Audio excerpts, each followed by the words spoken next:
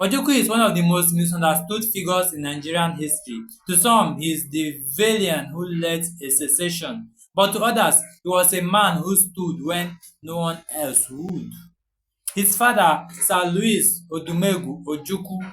Sir Louis was one of the richest men in Nigeria during his time, a successful businessman, a transporter, and the first and founding president of the Nigerian Stock Exchange.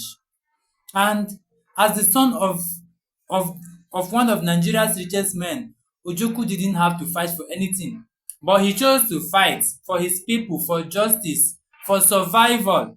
In 1966, after a bloody coup and a deadly counter coup, thousands of Igbo people were slaughtered in the north. Families torn apart, businesses destroyed, homes burnt, and the federal government did nothing about it. Ojukwu, who was then the military governor of the eastern region of Nigeria, begged for peace, but when peace failed and the killings continued, he declared Biafra. Not because he hated Nigeria, but because Nigeria has turned its back on his people. I mean, he was the governor of those people. What do you expect him to do? He wasn't trying to divide Nigeria, he was trying to protect Eastern lives. The civil war that followed was brutal. Over 2 million people died, very sadly, most of them civilians, children, mothers, and elderly.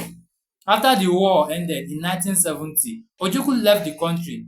He went into exile in Cote d'Ivoire, not as a coward, but as a man who knew that his presence could ignite another round of bloodshed.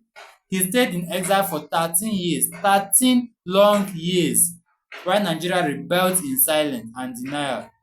But in 1982, under President Shehu Shagari, Ojukwu was granted pardon. He returned, not with bitterness, but with hope. Imagine this, the man once branded as Nigeria's #1 enemy, now walking the streets of Lagos, Abuja, Enugu, cheered by the same people who were told to fear him.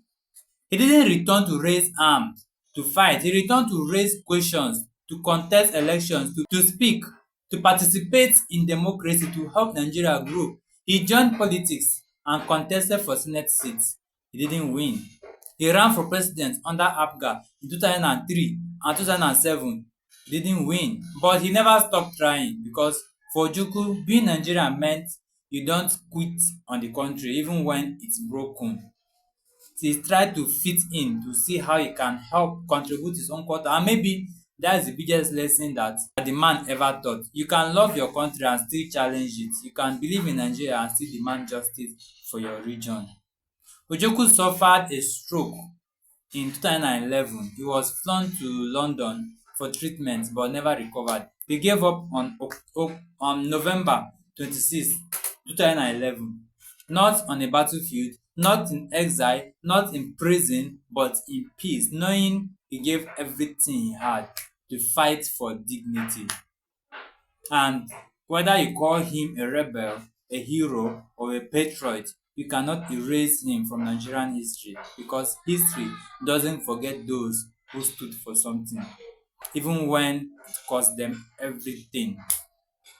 And those of us who are actually skeptical about Peter Obi because of this, I would like to ask you today, Ojukwu that caused the fight, that stood for the fight, he also came back to politics to help. Why are we now afraid of Mr. Peter Obi being from the East?